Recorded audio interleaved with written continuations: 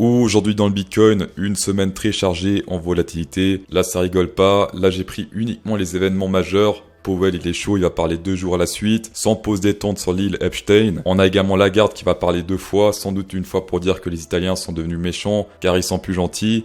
Et concernant la Russie, elle va dire qu'il faut plus s'auto-flageller le dos, en disant take that Poutine. Alors, les sanctions avec le fouet ne semblent pas très bien porter leurs fruits, comme le montre ce graphe, euro contre le rouble russe. Peut-être qu'elle va proposer de le faire avec 2 fouets, un par main, 2 fois plus de plaisir, 2 fois plus de take that Poutine. On va commencer en semaine lisse, c'est négatif, mais c'est presque trop facile pour être rentable selon moi. Suffit de voir ici, on a des M qui sont confirmés. On a clôturé sous cette neckline de M. Donc là, on a clôturé même sous la TH 2017, d'accord, cette semaine. Ce qu'il faut retenir ici, oui, le M c'est mauvais, mais selon moi, ce qui est vraiment mauvais, c'est ici la clôture sous la TH 2017. Maintenant, ce niveau 18 953 va devenir malheureusement une résistance et c'est fort dommage. En 3 jours, la time frame que personne regarde, toujours pas de breakout sur ce triangle. Pour l'instant, c'est un petit rebond sur le bottom de ce triangle. On a également pas mal de volume profile sur le niveau actuel. Donc ça va devenir un gros support ou une grosse résistance selon la direction dans laquelle il va partir. Et on a également ici sur le RSI une sorte de triple divergence bull qui est en train de se former, puisque là ça monte 3 fois, là ça descend 3 fois. Une fois de plus trader ça c'est risqué parce que c'est de la contre-tendance. Ce qu'il faut faire c'est prendre des divergences bull pour chercher les divergences bear à prendre afin de suivre la tendance. Donc là si on monte un peu, ce sera l'occasion de chercher une divergence bear. Oui je sais, il y a beaucoup de monde qui disent ouais CryptoSauce, on est proche d'un bottom, les indicateurs indiquent un bottom en ce moment même.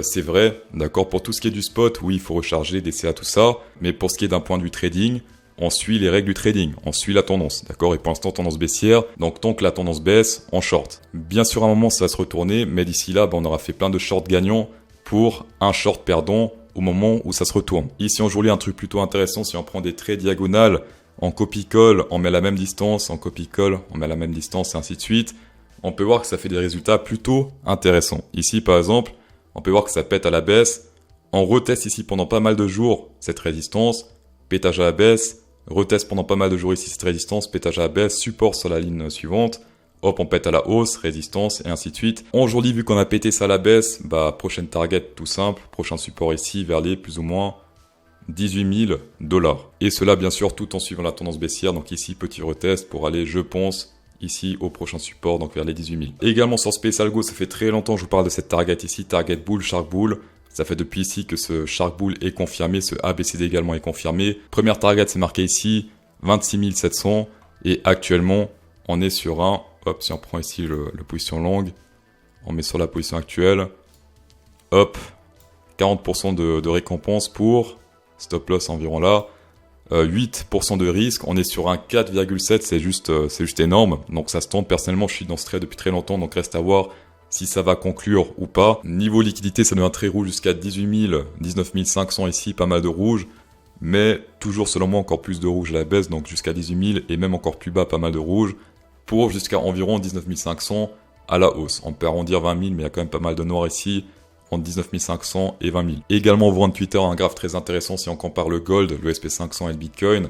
Historiquement, là on a le gold, il fait une sorte de triangle gigantesque, d'accord, le orange là ça fait un triangle. Breakout à la hausse, retest avec la boule verte, et ensuite en breakout en fait l'attache précédent avec la boule violette, 2 retests avant d'aller beaucoup plus haut.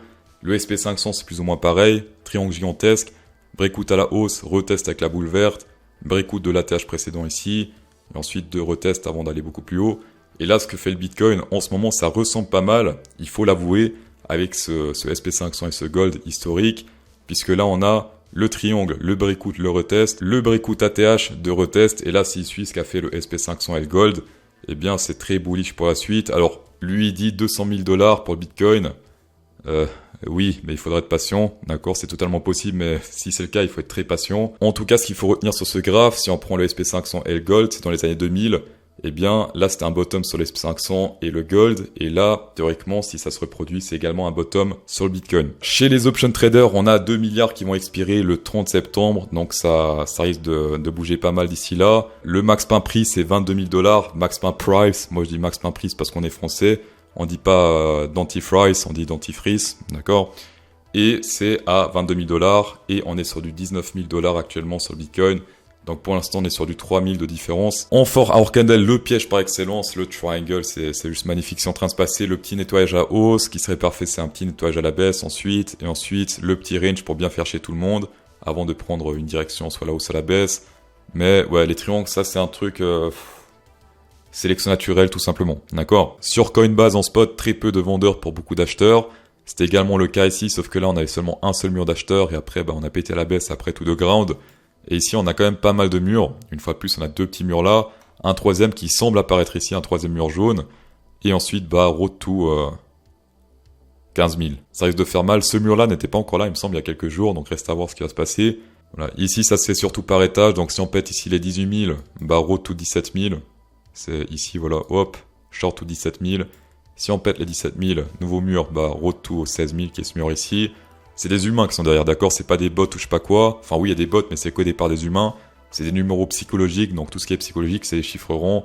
15 000, 17 000, et ainsi de suite, 69 000. C'est là où tout le monde a shorté le hasard. Sur le point intérêt sur du court terme, gros nettoyage, il y a pas mal de positions qui sont fermées juste avec cette bougie-là. On peut voir qu'il y a eu pas mal de durée pour monter pour une seule bougie pour tout redescendre. D'accord, on descend avec l'ascenseur, on monte en escalier. Niveau funding rate, on est légèrement dans le positif. Légèrement si on compare ça à ce truc-là qui veut rien dire. Explosion, drop to the ground. Et niveau long short ratio, par contre, ce qui est très intéressant pour l'instant, c'est que ça se resserre. On est sur du... Ah non, en fait, non, c'est une illusion.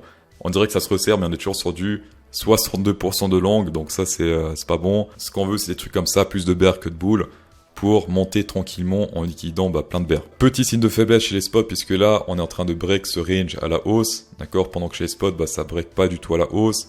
Chez les futurs, on reteste, mais chez les spots, ça break pas du tout. Grâce à mon partenaire Bybit, vous pouvez recevoir pas mal de bonus, mais le plus intéressant pour l'instant, c'est le trade de 1000 USDT offert. Donc, c'est un trade de $100 levier x10, ce qui fait $1000. Vous pouvez faire soit un long, soit un short au choix, après avoir déposé $1000 dans les dérivés.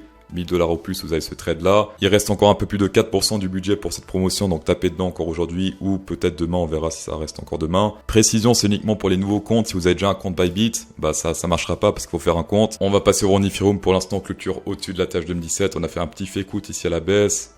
La tâche, c'est celui qui est, on va dire, en violet, voilà, la tâche 2017. Petit rebond sur le bottom de ce range et on a également le support diagonal sur le RSI de rebond pour l'instant. Et niveau volume profile, en 3 jolis gros trous ici entre le prix actuel et si on monte ici, on peut monter facilement jusqu'à 1587 plus ou moins jusqu'à la prochaine zone de volume profile. Chose un peu moins positive si on prend ces ranges diagonales ici, c'est que en jour-lit, on a pété ce range ici à la baisse. Et pour l'instant, on dirait que ça fait office de grosse résistance puisque là, ça fait pas mal de jours qu'on essaie de le péter mais qu'on n'arrive pas. Et pour l'instant, ça reste des rejets à la baisse. Et si on se fait rejeter ici à la baisse, et bien prochaine target, ça peut faire très mal, c'est ici vers les $813.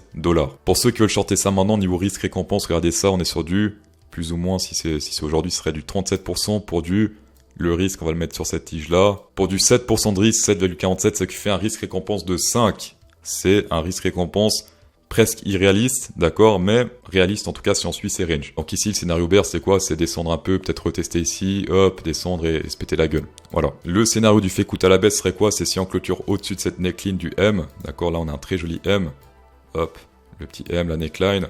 Si ici, soudainement on monte, là ce sera un fake out à la baisse et on pourra très facilement, hop, aller vers la prochaine résistance, 1695, 1700 pour arrondir. J'ai vu que certains parlaient d'une décorrélation entre le SP500 et le Bitcoin. Alors ça fait déjà pas mal de mois que des fois ça arrive que sur certains jours ça se décorrèle un peu. Là sur le SP500 ça se pète bien la gueule pendant que sur le Bitcoin ça range un peu. Ça arrive de temps en temps, faut pas toujours ouvrir la bouteille de champagne dès qu'il y a un truc différent qui se produit. Alors oui, la règle c'est quoi? C'est quand le SP500 se pète la gueule, le Bitcoin aussi.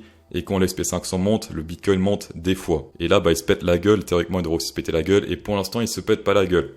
Ok, pour l'instant c'est bien. Pour moi, il faut pas encore faire la fête, il faudra attendre 2-3 semaines avant de vraiment confirmer que ce soit décorrélé. Moment fatidique également, on va rendre dollar index puisqu'on est en train de tester le top de ce range. Depuis maintenant, ça fait depuis 2009 qu'on teste le top de ce range, et bien à chaque fois c'est un rejet à la baisse.